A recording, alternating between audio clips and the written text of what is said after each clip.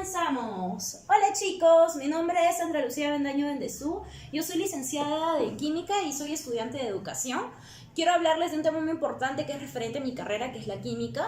Y voy a utilizar algunos elementos, como ven en la mesa, que están en nuestra casa, que nos pueden explicar muchas de las cosas importantes que nos puede hablar la química. La química es una ciencia maravillosa, una ciencia extraordinaria, que nos puede explicar muchas cosas de que están a nuestro alrededor y los podemos ver bajo otro punto de vista. No verlos como simples cosas que están ahí, sino darles un enfoque diferente. A medida que va a pasar este videito interactivo, ustedes van a poder explicar o ver muchas cosas y verlas desde otro punto de vista y ver que en muchos materiales que ustedes pueden tener en casa pueden poner a prueba muchas de las cositas que yo les voy a mostrar. Bueno, la química es una ciencia, como les expliqué, es una ciencia pura, es una ciencia que nos explica la materia.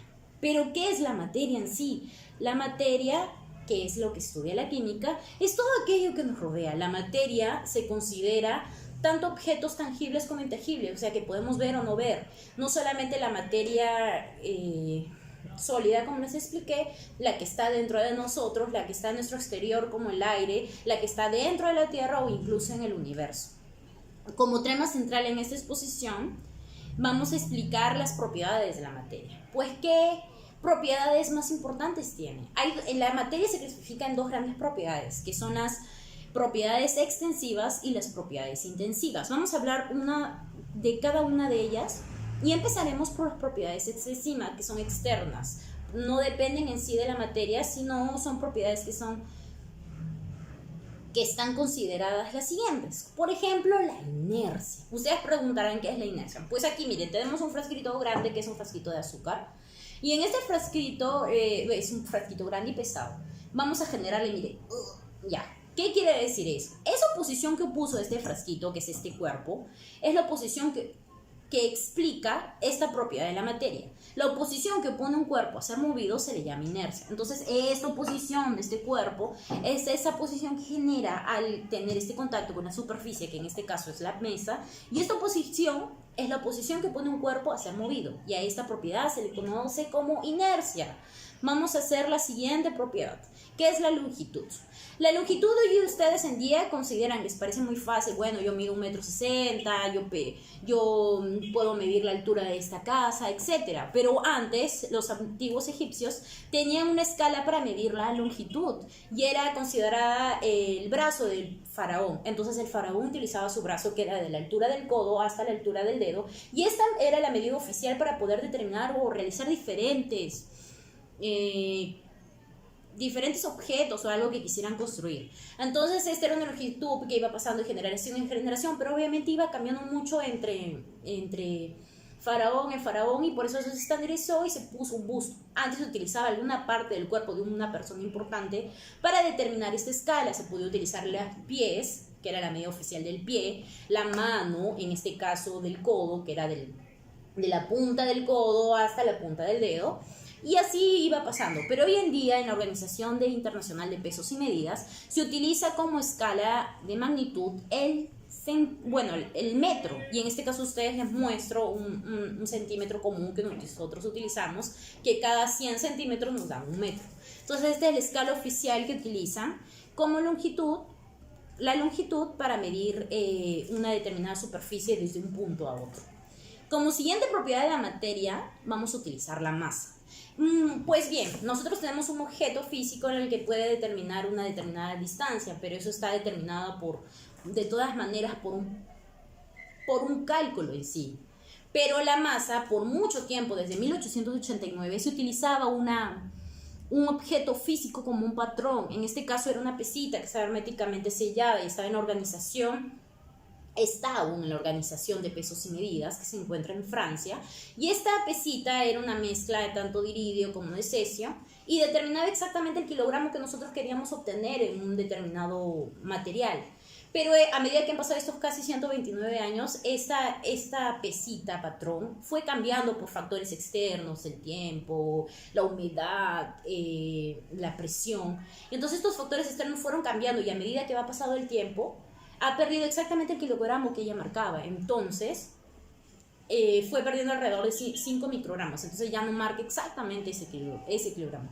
Y a partir de mayo de este año, del 2019, se ha generado una balanza cuántica que nos determina exactamente la cantidad de 1 kilogramo que nosotros podemos determinar en diferentes objetos y ya no tener este material físico para poder realizarlo. Más adelante en la cajita les dejo la información de este link de la nueva escala para determinar la masa. Como siguiente propiedad de la materia nosotros tenemos el volumen. ¿Pero qué es el volumen? El volumen es la cantidad de materia, en este caso, o lo olviden, la materia es todo. Entonces la cantidad de materia que ocupa un determinado espacio. En este caso tenemos un vaso de agua y esta agua se ocupa un espacio. El agua ocupa el espacio de este otro objeto, que es este otro vaso, y entonces ustedes saben, el agua puede tomar la forma del diferente objeto que uno puede tener. Y en este caso, este espacio que ocupa este objeto es a lo que nosotros consideramos volumen. Como un dato anecdótico, podemos utilizar al griego Euclides, que pudo determinar mediante un experimento que realizó un poco involuntario. Él quería determinar cuánta cantidad de oro había en la corona del rey. Entonces él estaba un día bañándose así en su tina, él se echó en su tina completamente desnudo y su cuerpo desparramó afuera de esta tina una gran cantidad de agua.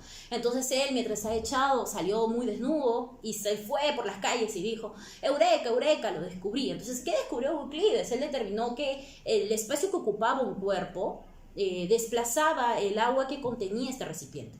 Entonces él determinó que un cuerpo puede desplazar esa cantidad de agua y esa cantidad de agua que desplazó es el volumen que nosotros podemos medir. Ahora, más adelante vamos a determinar que eso tiene también mucho que ver con la densidad de los cuerpos, pero esa es otra propiedad de la materia que vamos a ver más adelante.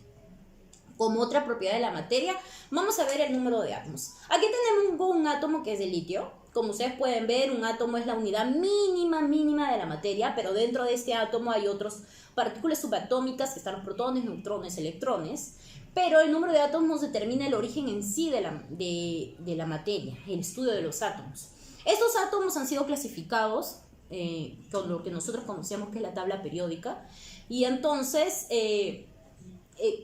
explica el origen en sí de la vida. El conjunto de átomos, chicos, forman las moléculas, para que el conjunto de moléculas forman compuestos, etc. Pero de ahí da ese salto a la vida, chicos. Y entonces este salto a la vida da los microelementos, los macroelementos, para posteriormente dar la célula. La célula es la unidad mínima de la vida. Nosotros podemos ver la célula desde cada porito chiquitito, pero el inicio de todo ello en forma de un átomo. Entonces, chicos, más adelante vamos a utilizar este pequeño modelo para poder determinar cuáles son las partes de un átomo, entre el que está el núcleo y la parte externa, que es la capa externa en donde se encuentran los electrones. Posteriormente, como otra propiedad de la materia, tenemos la capacidad calorífica. ¿Pero qué es la capacidad calorífica? Es la energía que desprende un cuerpo para adaptarse a su entorno. Entonces, ¿qué quiere decir esto? Es la energía que desprende un cuerpo para adaptarse a este entorno. Por ejemplo, puede ser de que en este ambiente nosotros estemos a una temperatura un poco baja, unos 20, 25, 22, 18 grados Celsius. Entonces nuestro cuerpo no quiere decir que vamos a estar a esta misma temperatura, no. Nuestro cuerpo se tiene que adaptar a este entorno. Y entonces esta adaptación de nuestro cuerpo al entorno nosotros lo conocemos como capacidad calorífica.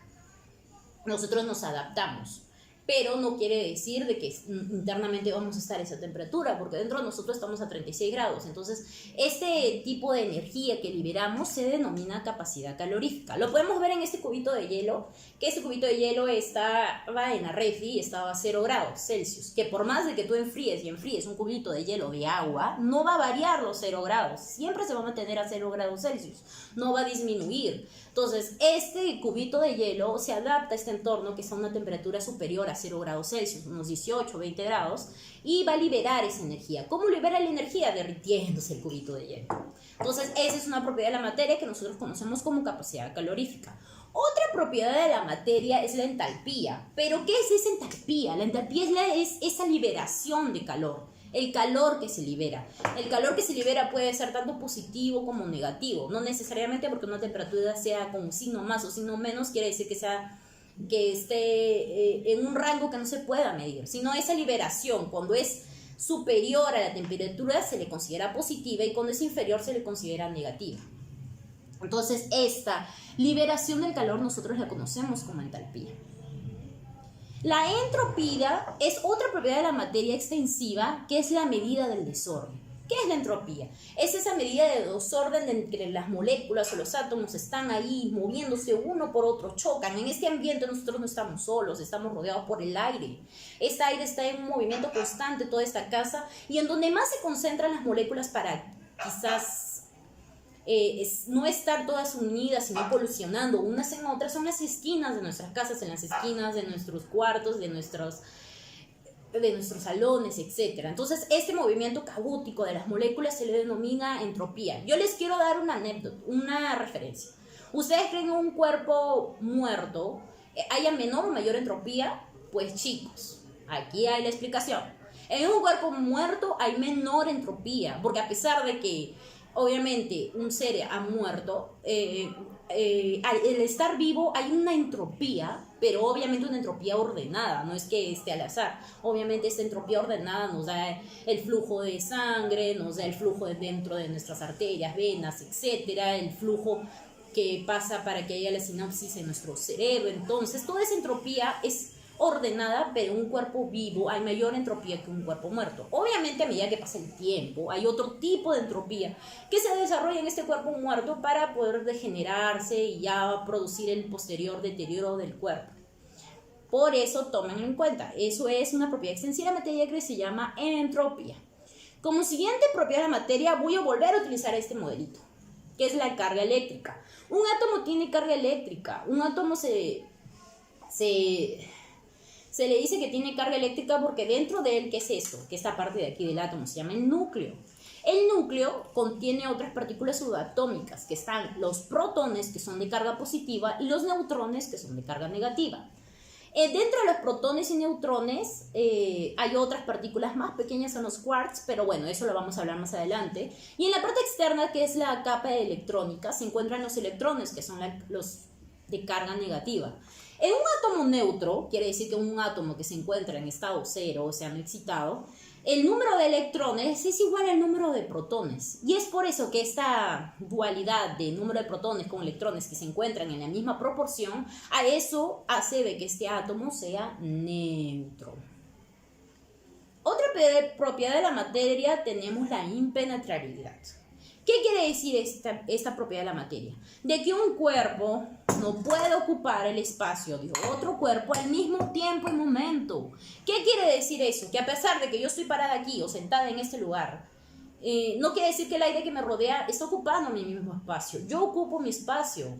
No va a ser penetrado por otro material, otra materia. Entonces, esa es una propiedad muy importante de la materia, la impenetrabilidad. El espacio que ocupa un cuerpo no puede ser ocupado por otro cuerpo al mismo tiempo y momento. Ahora tiene otra propiedad de la materia, que es la divisibilidad. Esta propiedad de la materia es muy importante, ya que es cuando un cuerpo material puede dividirse. Nosotros tenemos aquí un conito de hilo largo, un hilito largo, pero lo podemos fragmentar en pequeñas porciones de hilito. Y esa es una propiedad de la materia, la divisibilidad, que un cuerpo se puede dividir en porciones más pequeñas. Como otra propiedad de la materia tenemos la extensión. Esta es una propiedad propia de la materia, que es su existencia en sí, que la materia no, es todo aquello que ocupa un lugar en el espacio. Esa es la propiedad que explica en sí qué es la materia. Como siguiente propiedad de la materia es la indestructibilidad, y aquí viene un principio muy importante.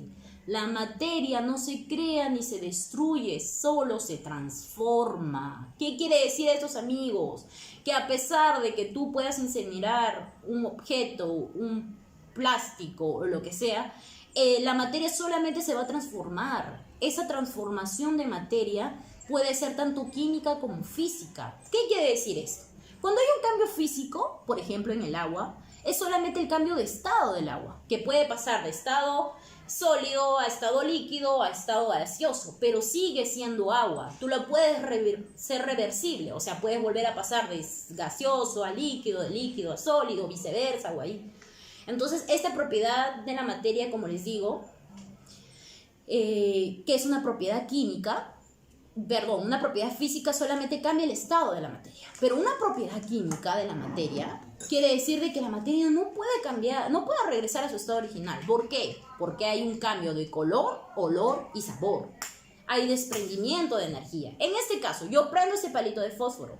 Este palito de fósforo se va a liberar calor. Entonces yo no puedo regresar este palito de fósforo a volver a ser este palito de fósforo anterior. ¿Por qué? Porque ya ha habido un cambio químico, ya ha liberado calor, ya no puede regresar nuevamente a su estado original. Yo les cuento así como una anécdota. Por ejemplo, un pollito a la brasa. Ustedes pueden regresar, después de que está a la brasa bien rico, ¿pueden regresar otra vez este pollito a la brasa a volver a regresar un pollito vivo? Pues no, amigos, el pollito a la brasa ya está cocido, entonces ya hay un cambio en su material, ya hay un cambio químico, pero no quiere decir de que eso haya destruido el pollito, sino que ya cambió a otro estado, en otra composición propia de sí. Entonces no se olviden, esa es una propiedad muy importante que es la indestructibilidad. Ahora vamos a pasar a las propiedades intensivas. Intensivas, como lo dice el nombre, internas, propias de él, dependen de su materia en sí, de su masa. Como primera propiedad de la materia está la temperatura. Nosotros podemos medir la temperatura con ese aparatito que es un termómetro, como escala como una magnitud escalar. Nosotros la temperatura la medimos en Celsius, hay otras escalas que es Kelvin, Fahrenheit, etc. Pero nosotros podemos medir el Celsius. Este termómetro me va a marcar en este momento la temperatura que está en este hogar, en mi casa. O si le acerco a una proporción muy cerquita a mi cuerpo, también me va a marcar la temperatura corporal. Pero eso no quiere decir de que, por ejemplo, les doy una anécdota. Si nosotros tocamos esta superficie, en este caso la mesa, nosotros podemos sentir que la mesita está más fría. Pero no, la mesita está a la misma temperatura que está el ambiente. Solamente que ahí es como que una adaptación con otra propiedad de la materia, es que es la capacidad calorífica. No es la energía que desprende para adaptarse al medio, pero no quiere decir que nosotros hayamos variado la temperatura. Nosotros no variamos la temperatura a pesar de que estamos más fríos o más calientes. Simplemente nos adaptamos a ese entorno para estar en una homeostasis externa, le podríamos decir. Ahora sí, chicos, la siguiente propiedad de la materia está el punto de fusión. ¿Qué es el punto de fusión? El punto de fusión es una propiedad de la materia que consiste en que un cuerpo que se encuentra en estado sólido pase a estado líquido. Otra vez utilicemos el cubito de hielo. Este cubito de hielo se encontraba en estado sólido.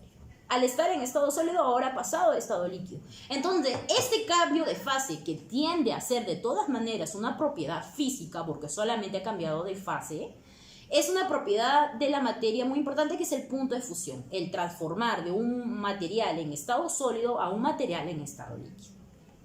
Como siguiente propiedad de la materia está el punto de ebullición.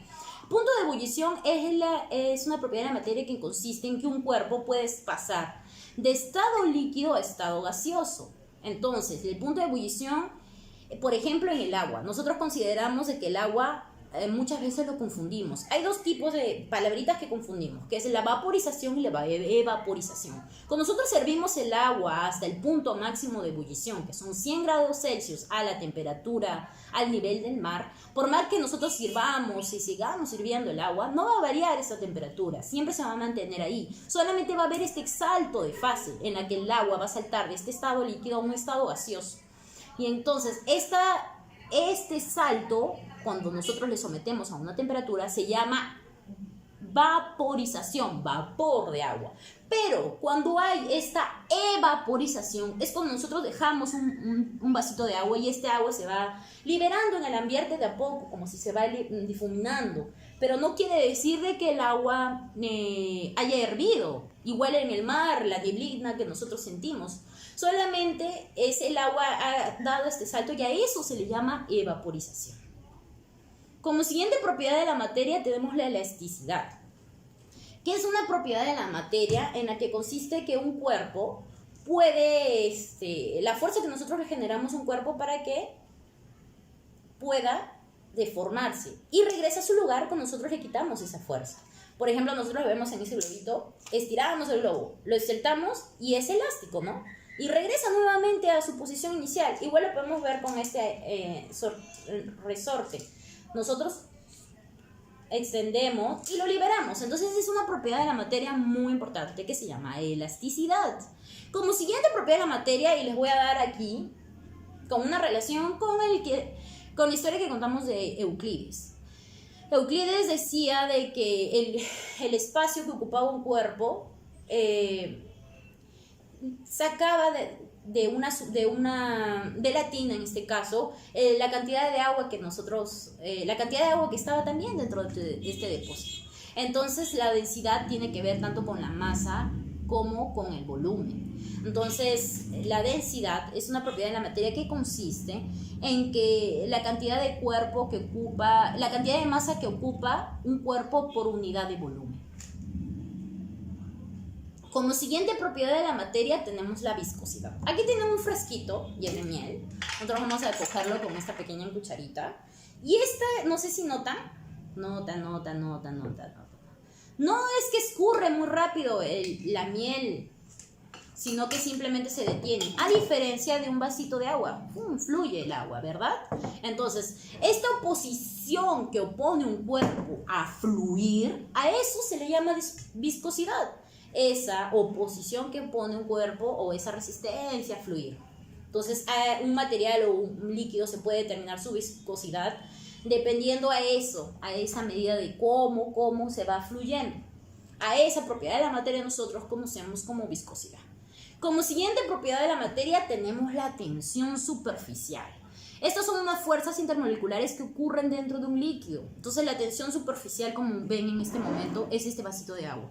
Nosotros podemos hacer como si fuera generar una presión cuando estamos introduciendo el dedo. Esto quiere decir que se forman unas fuerzas internas que impiden que haya una completa penetrabilidad dentro de este vaso de agua y se genera como una capa. Es por eso que muchas veces las mosquitas o los insectos pueden caminar sobre la superficie del agua. A esta propiedad se le conoce como la tensión superficial. Otra de las propiedades de la materia muy importantes está la conductibilidad. Aquí notan, hice un pequeño circuito en el que están unos pequeños electrodos en la superficie y tengo una pequeña pilita con un comando y se prende la luz. ¿Por qué? Porque está unido a una batería externa que me proporciona una determinada energía. Luego están estos cablecitos y estos cablecitos permiten que fluya la energía que me está proporcionando esta batería. Y esto depende mucho del material. En este caso, estos cablecitos están formados de un determinado elemento, que es el cobre, pero también en los que son muy buenos conductores es el oro y la plata, pero muchas veces nosotros no queremos hacer de oro y plata los circuitos eléctricos porque lo robarían todos los cableados que habrían en la ciudad. Así de que una propiedad de la materia muy importante es la conductibilidad, que conduce el flujo de electrones, este flujo de electrones que se excitan para pasar de esta batería a estos electrodos. A esa propiedad se le conoce como conductibilidad. Como otra propiedad de la materia, tenemos la dureza. La dureza, no sé qué tanto tendrán el concepto, pero la dureza es la propiedad de la materia que se opone a ser rayado. Es como un material se opone a ser rayado.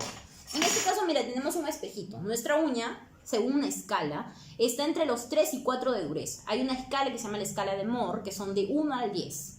En esta escalita del 1 al 10, el número 1 es el talco y el número 10 es el diamante, que es el elemento natural más duro que se conoce en la actualidad.